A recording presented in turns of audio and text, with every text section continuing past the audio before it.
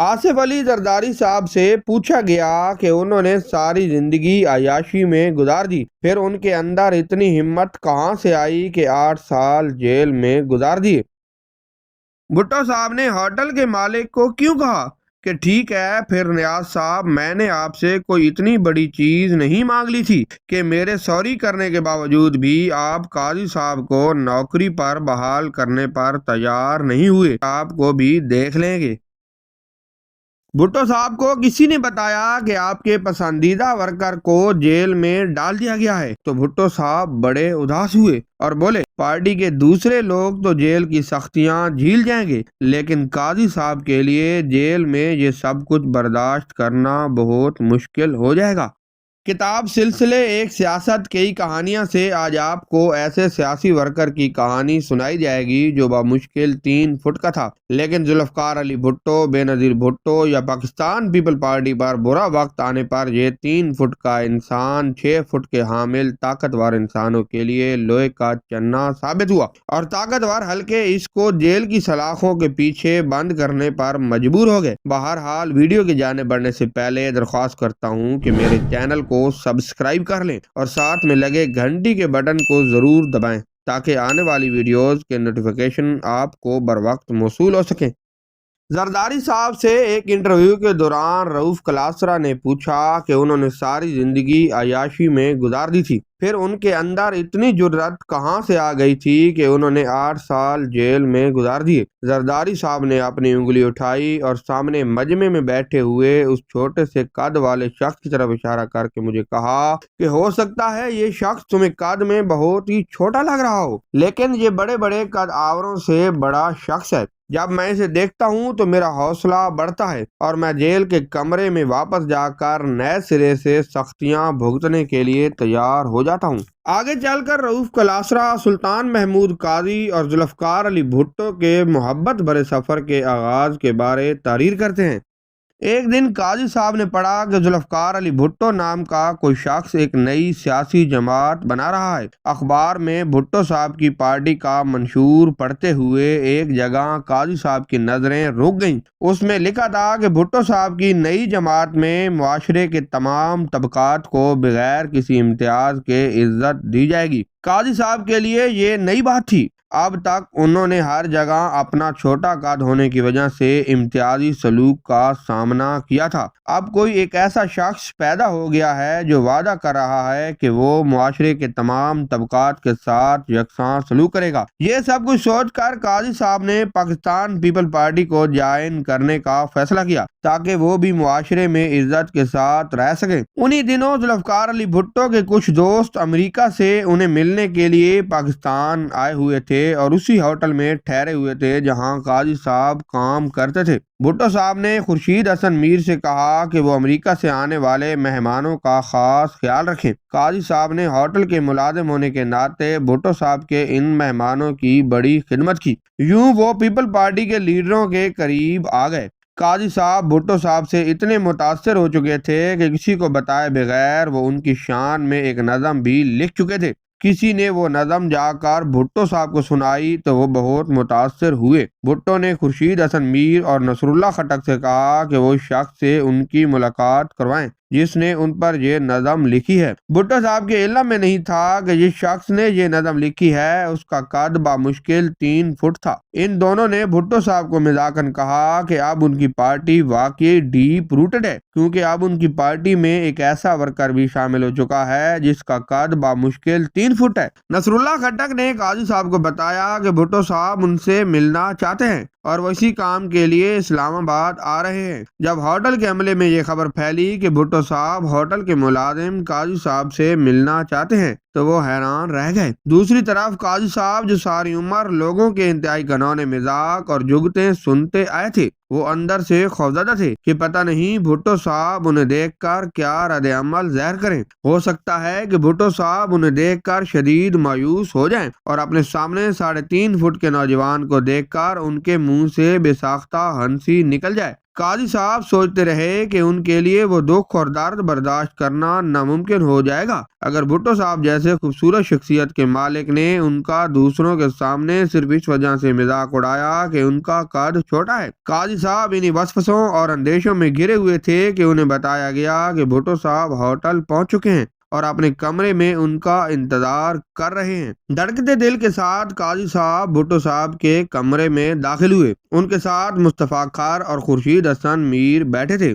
بھٹو صاحب قاضی صاحب کو دیکھ کر فوراً کھڑے ہو گئے۔ مصطفیٰ خار اور خورشید حسن میر بھی بھٹو صاحب کے ساتھ کھڑے ہو گئے۔ بھٹو صاحب چند قدم آگے بڑھے اور قاضی صاحب سے جھک کر ہاتھ ملایا اور انہیں بتایا کہ وہ ان سے ذاتی طور پر ملنا چاہتے ہیں۔ جب وہ کمرے میں موجود صوفوں پر بیٹھ گئے اور ماحول دھیرے دھیرے بہتر ہوا تو قاضی صاحب نے بھٹو کو یہ بات بتائی کہ وہ ان سے ملنے سے کیوں خوفزدہ تھے۔ بھٹو کے چہرے کا رنگ اچانک بدل گیا اور تھوڑے سے غصے کے ساتھ بولے کہ آپ نے بھلا یہ کیسے سوچ لیا تھا کہ میں آپ پر اس وجہ سے گندے مذاق کرنا شروع کر دوں گا کہ آپ کا قد چھوٹا ہے۔ بھٹو صاحب نے قاضی صاحب سے کہا کہ آج کے بعد کبھی بھی یہ نہیں سوچنا کہ میرے جیسا بندہ صرف اس وجہ سے لوگوں پر جملے کسے گا کہ ان کے قد چھوٹے یا بڑے ہیں۔ اسی اسنا میں وہ ہوٹل جہاں قاضی صاحب کام کرتے تھے وہ ایک پاکستانی چودھری نیاز احمد کو لیز پر دیا گیا جنہیں کچھ عرصہ قبل جنرل ضیاء خان نے کرپشن چارجز پر ڈسمس کر دیا تھا۔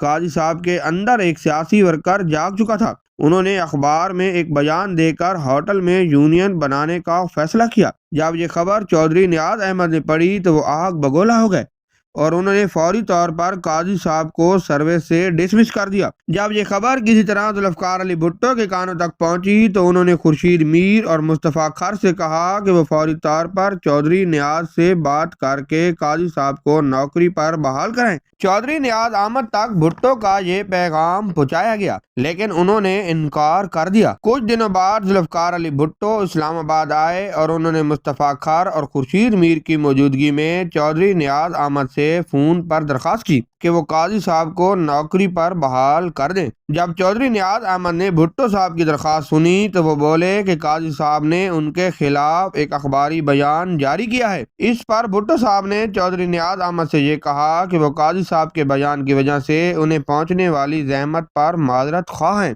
تاہم پتہ نہیں چودھری نیاز احمد کے ذہن میں کیا بات سمائی ہوئی تھی کہ انہوں نے بھٹو صاحب کی درخواست اور معذرت کو مسترد کر دیا اور قاضی صاحب کو نوکری پر بحال کرنے سے انکار کر دیا۔ چودھری نیاز احمد کا انکار سن کر بھٹو صاحب بڑے غصے سے بولے، ٹھیک ہے پھر نیاز صاحب، میں نے آپ سے کوئی اتنی بڑی چیز نہیں مانگ لی تھی کہ میرے سوری کرنے کے باوجود بھی آپ قاضی صاحب کو نوکری پر بحال کرنے پر تیار نہیں ہوئے۔ میں 2 مہینے انتظار کر لیتا ہوں، پھر آپ کو بھی دیکھ لیں گے۔ فون بند کر کے بھٹو صاحب قاضی صاحب کی طرف مڑے اور بولے کہ آپ صرف 2 مہینے انتظار کریں، سب کچھ ٹھیک ہو جائے گا۔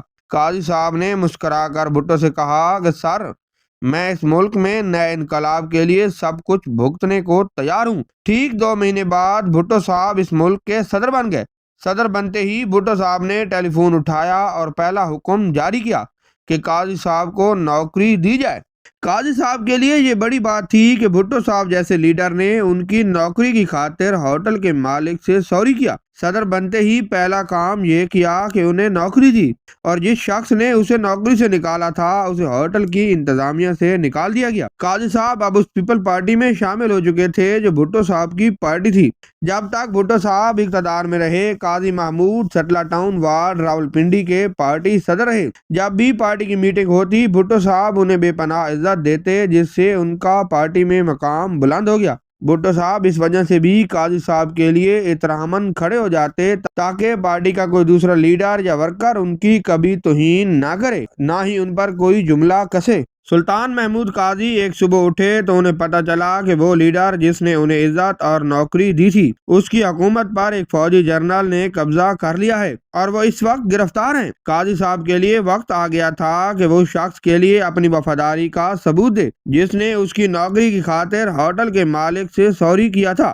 قاضی صاحب نے سارے کام چھوڑ دیے اور پارٹی کے ورکروں کو منظم کرنا شروع کر دیا۔ گرفتاریوں سے بچانے کے لیے قاضی صاحب نے پیپل پارٹی کے ورکروں کو اپنے گھروں میں چھپانا شروع کر دیا۔ بھٹو صاحب کی رہائی کے لیے انہوں نے مظاہرے کرانے کا انتظام کیا۔ اپنے گھر کا روٹی پانی چلانے کے لیے وہ نوکری کے ساتھ ساتھ ان سیاسی ورکروں کو بھی اکٹھا کرنے میں لگے ہوئے تھے جو ان دنوں ملک میں مارشل لا لگنے کی وجہ سے یکدم تتر بتر ہو گئے تھے۔ ایک دن قاضی صاحب کو پتہ چلا کہ پیپل پارٹی کے راولپنڈی کے صدر نے ہاتھ کھڑے کر دیے اور وہ جنرل ضیاء کے خلاف مظاہرہ کرنے کے لیے تیار نہیں ہیں۔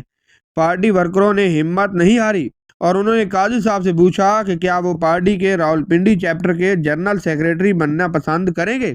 قاضی صاحب مسکرائے اور آگے بڑھ کر اس بھاری پتھر کو چوم لیا۔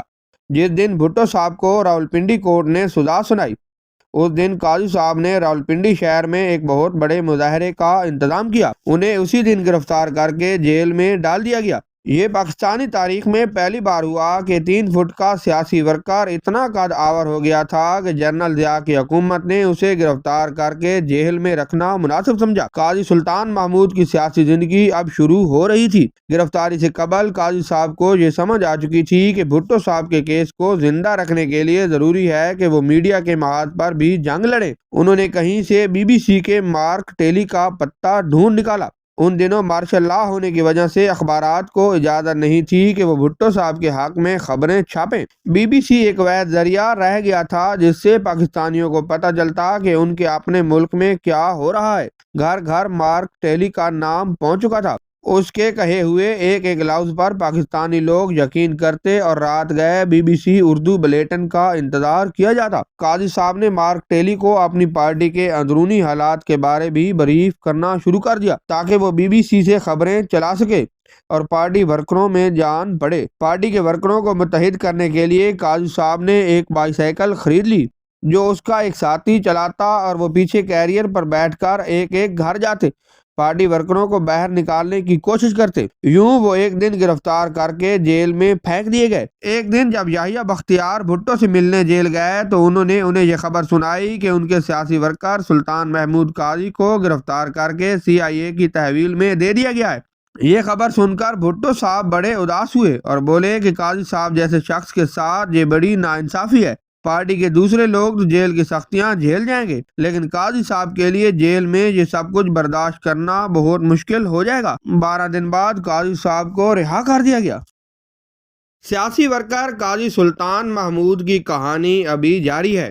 اگلی قسط میں قاضی صاحب کی مارشل لا کے خلاف جدوجہد کے بارے بتایا جائے گا۔ اگر یہ ویڈیو پسند آئی ہے تو ویڈیو کو لائک اور شیئر کریں، چینل کو سبسکرائب کریں، گھنٹی کے بٹن کو ضرور دبائیں۔ ملتے ہیں اگلی ویڈیو میں، تب تک کے لیے اللہ حافظ۔